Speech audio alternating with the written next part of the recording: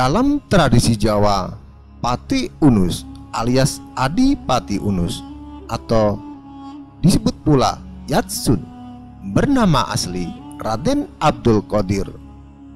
Beliau adalah menantu Raden Patah, pendiri Kerajaan Demak Bintoro. Setelah menikahi putri Raden Patah, Raden Abdul Qadir selanjutnya diangkat menjadi Adipati Jepara, Jawa Tengah. Karena ayahnya, Raden Yunus, lebih dulu dikenal oleh masyarakat sekitar, Abdul Qadir lebih sering dipanggil namanya Adipati bin Yunus alias Putra Yunus. Hingga di kemudian hari banyak orang memanggilnya dengan nama Pati Unus.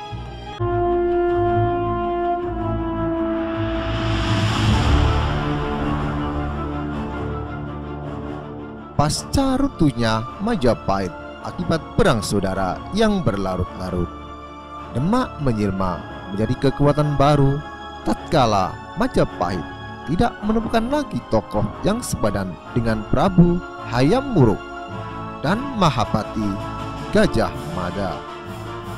Raden Patah yang merupakan putra dari Prabu Brawijaya, raja terakhir Majapahit, berhasil memanfaatkan memudarnya pamor Majapahit sekaligus sebagai Al-Fatah, sang pembuka peradaban Islam di Pulau Jawa.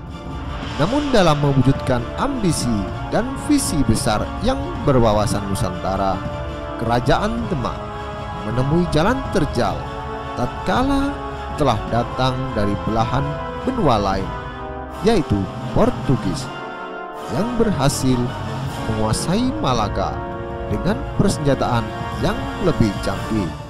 Kolonialisme Portugis ini memberikan ancaman eksistensi bagi Kesultanan Demak, perdagangan dan peradaban Islam yang tengah menggeliat pada saat itu. Dinda bersedia memimpin ya?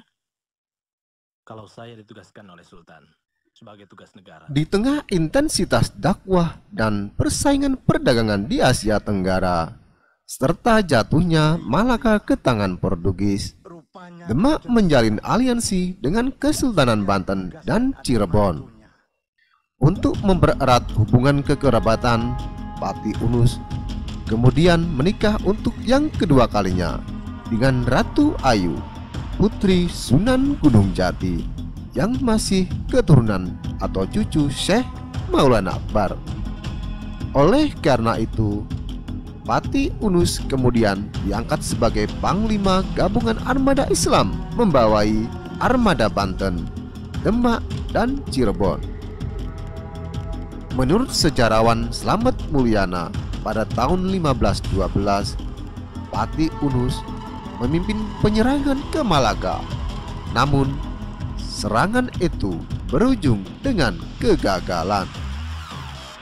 Pasukan yang terdiri dari 100 kapal dan 5.000 tentara ini hanya menyisakan 7-8 jung atau kapal layar yang berhasil pulang.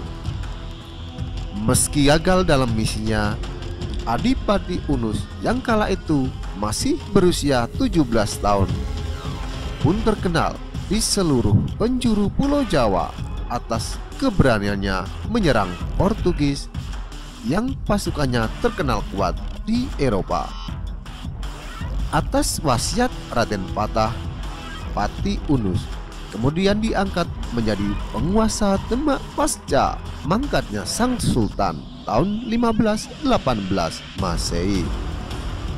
Dalam status barunya itu, Pati Unus melancarkan penyerangan kedua pada tahun 1521 Masehi. Karena serangan balasan Portugis yang diharapkan pun tak kunjung datang, ia membawa armada besar berupa 375 kapal yang didatangkan dari Goa, Sulawesi. Armada tersebut disambut pula dengan meriam besar dari benteng Portugis di Malaka. Kapal Pati Unus pun terkena meriam sewaktu akan merapat ke pantai terdekat. Ia pun akhirnya gugur beserta 2 dari 3 anaknya yang turut dibawanya dalam misi tersebut. Meskipun begitu, keberaniannya menyerang Portugis tetaplah dikenang dalam benak masyarakat Jawa hingga beliau dijuluki Pangeran Saberang Lor atau pangeran yang menyeberang ke utara.